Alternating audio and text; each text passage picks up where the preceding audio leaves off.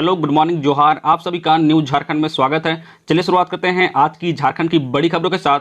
पहली बड़ी खबर की बात करें तो बिना मास्क निकले तो 2 साल की जेल। झारखंड में कोरोना संक्रमण तेज होने के बाद सरकार लॉकडाउन के नियमों को लेकर सख्त हो गई है।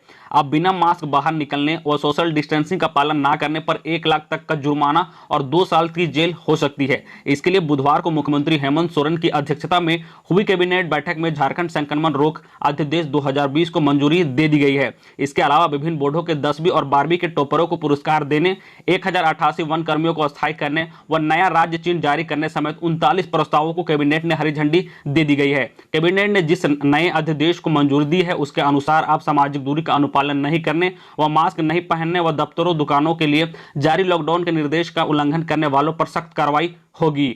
अगली बड़ी खबर की बात करें तो सरकार का नया प्रतीक चिन्ह मंजूर, 15 को होगा जारी। मुख्यमंत्री की अध्यक्षता में हुई कैबिनेट की बैठक में झारखंड सरकार के नए प्रतीक चिन्ह को मंजूरी दे दी गई है। नए राज्य चिन्ह का विन्यास वृत्ताकार है जो राज्य की प्रगति का प्रतीक है।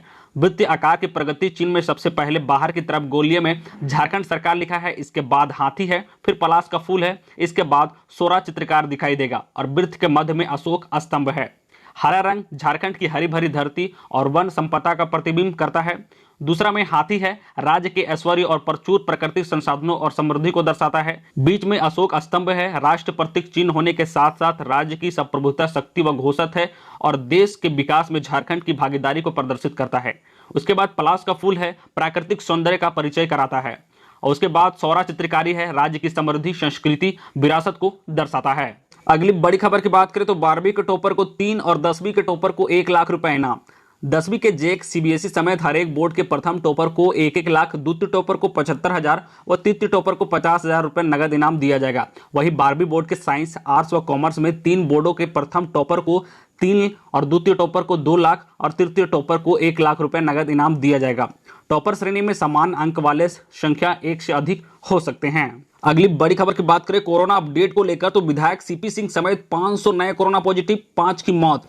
झारखंड में कोरोना संक्रमण ने सारे रिकॉर्ड तोड़ दिए हैं। राज्य में बुधवार को विधायक सीपी सिंह समेत 500 नए संक्रमित मिले हैं। इसके अलावा 5 संक्रमितों की मौत भी हो गई है।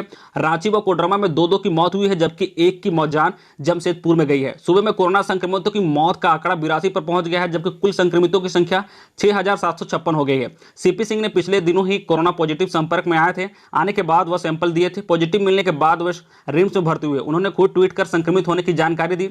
बुधवार को रांची में 125, पूर्व सिंहभूम में 84, पलामू में 65, गढ़वा में 43, गुमला में 29, देवघर में 26, धनबाद में 22, गिरिडीह में 18, साहिबगंज में 17, गोड्डा में 16, हजारीबाग में 14, रामगढ़ में 12, बोकारो में 11, लोहरदगा में 7, कोडरमा व जामताड़ा में 3-3, दुमका व चतरा में 2-2 व सरायकेला में 1 संक्रमित मिले हैं।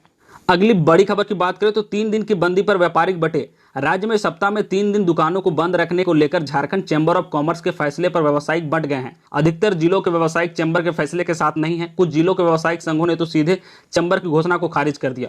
कुछ जिलों में बैठक करने की बात हो रही है। गढ़वा व चतरा जिले में पहले ही व्यावसायिक ने 31 जुलाई तक दुकानों को बंद रखने का फैसला लिया है। सिंहभूम के व्यावसायिक चैंबर के फैसले के साथ है। कुछ जिलों में हफ्ते में 1 दिन तो कुछ ने 2 दिन बंद करने का ऐलान किया है। लातेहार व कोडरमा व्यापारिक सरकार की गाइडलाइन आने के बाद कोई निर्णय लेंगे। हजारीबाग चैंबर ऑफ कॉमर्स के अध्यक्ष शंभुनाथ अग्रवाल का कहना है कि व्यापारिक राज्य सरकार के नियमों की प्रतीक्षा कर रहे हैं।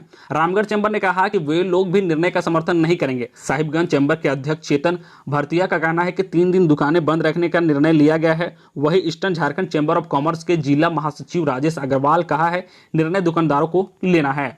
अगली बड़ी खबर की बात करें तो मोदी बोले भारत में निवेश के लिए बेहतर समय है। प्रधानमंत्री नरेंद्र मोदी ने बुधवार को भारत को अवसरों का देश बताया। कहा कि भारत में निवेश के लिए बेहतर समय है। उन्होंने अमेरिकी कंपनियों को विभिन्न क्षेत्रों में निवेश के लिए आमंत्रित किया। मोदी ने यूएस इंडिया बिजनेस काउंसिल की ओर से आयोजित इंडिया आइडिया समिट को संबोधित करते हुए भारत में ऊर्जा, कृषि, औद्योगिक, बिजली क्षेत्र में निवेश के बेहतर मौके बताए। अगली बड़ी खबर की बात करें तो हाईकोर्ट के 16 कर्मचारी संक्रमित। हाईकोर्ट के 11 और कर्मचारियों की रिपोर्ट बुधवार को पॉजिटिव मिली है। 5 कर्मचारी पहले ही संक्रमित पाए गए थे, यानी अब कुल 16 कर्मचारी पॉजिटिव पाए जा चुके हैं। कई कर्मचारी की रिपोर्ट आनी बाकी है। इनमें जजों के पीए, अर्दली, गैर न्यायिका अधिकारी व कर्मचारी शामिल है। हर दिन 50 लोगों का सैंपल लिया जा रहा है। झारखंड हाईकोर्ट ने कोरोना संक्रमित की संख्या बढ़ने के कारण हाईकोर्ट के न्यायिका और गैर न्यायिका कार्य को 23 जुलाई तक के लिए स्थगित कर दिया है। अगली बड़ी खबर की बात करें तो हजारीबाग के बाद अब रिम्स से भागा कोरोना मरीज। रिम्स में बुधवार की सुबह एक कोरोना पॉजिटिव मरीज बाथरूम से भाग गया। मरीज की कोरोना जांच रिपोर्ट मंगलवार को ही पॉजिटिव आई थी। मरीज सर्जरी विभाग में डॉक्टर शीतल मलुआ की यूनिट में भर्ती था। रिपोर्ट मिलने के बाद ही रात में ही उसे कोविड वार्ड में भर्ती के लिए भेज दिया गया था, लेकिन बेड खाली नहीं होने के कारण उसे लौटा दिया गया था। तमाड़ निवासी उक्त मरीज की आयु 21 वर्ष है। डॉक्टरों की पीपीई किट पहनकर उसकी आंत की सर्जरी रविवार को ही की गई थी। इमरजेंसी केस होने के कारण पहले उसकी सर्जरी की गई थी, फिर कोविड टेस्ट के लिए सैंपल भेजा गया। रिम्स प्रबंधन ने इस मामले की जानकारी प्रशासन को दे दी है। डॉक्टर शीतल मलुआ ने बताया कि बुधवार की सुबह में जब कोविड वार्ड में बेड की व्यवस्था कर उसे लेने टीम गई तो वह बाथरूम का बहाना कर खिड़की से भाग निकला। अगली बड़ी खबर की बात करें तो अभिभावकों से पूछेगा विभाग कब खुलेगा स्कूल। राज्य के सरकारी स्कूल अभिभावकों से सुझाव के बाद खोले जाएंगे। इसके लिए सरकारी स्कूल में जो भी बच्चे पढ़ रहे हैं उनके अभिभावकों से सुझाव लिए जाएंगे।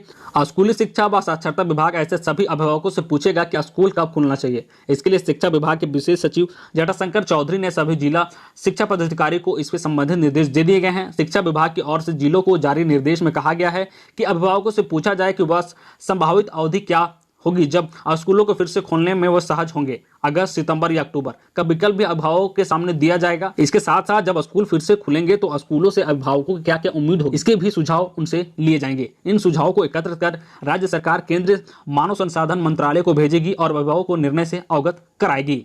अगली बड़ी खबर की बात करें तो 25 लाख का इनामी नक्सली गिरफ्तार। भाकपा माओवादियों से जुड़े टेंडर फाइलिंग केस में एनआईए ने 25 लाख के इनामी बिहार झारखंड के स्पेशल एरिया कमेटी सदस्य सुनील मांझी उर्फ सुनील सोरेन को गिरफ्तार किया है। गिरिडीह में मधुबन में लहरबेड़ा निवासी सुनील के खिलाफ झारखंड बिहार में कई वारदातों को अंजाम देने का आरोप है। गिरफ्तारी के बाद सुनील को रांची एनआईए की विशेष अदालत में पेश किया गया है। एनआईए ने शेख सदस्य सुनील को 4 दिनों के रिमांडर पर लिया है। सेक्टर 2 स्थित कैंप ऑफिस में सुनील से पूछताछ किया जाएगा। विकास योजनाओं में करोड़ की वसूली। एनआईए ने अपनी जांच में पाया कि सुनील मांझी गिरिडीह के पारसनाथ एरिया से सक्रिय रहा है। उस इलाके में होने वाली विकास योजनाओं के जरिए सुनीलों ने करोड़ की वसूली की है, जिसका इस्तेमाल नक्सल संगठन से जुड़े गतिविधियों में किया गया है। तो ये थी आज की झारखंड के टॉप बड़ी खबरें। तो आज के लिए बस इतना ही। झारखंड की हर छोटी बड़ी खबर देखने के लिए आप हमारे चैनल न्यूज झारखंड चैनल को सब्सक्राइब करके बेल आइकन प्रेस जरूर करें, जिससे जो आपको झारखंड के हर छोटी बड़ी खबर का अपडेट अब तक पहुंचता रहे। तो चलिए मिलते हैं नेक्स्ट डे नेक्स्ट खबर के साथ।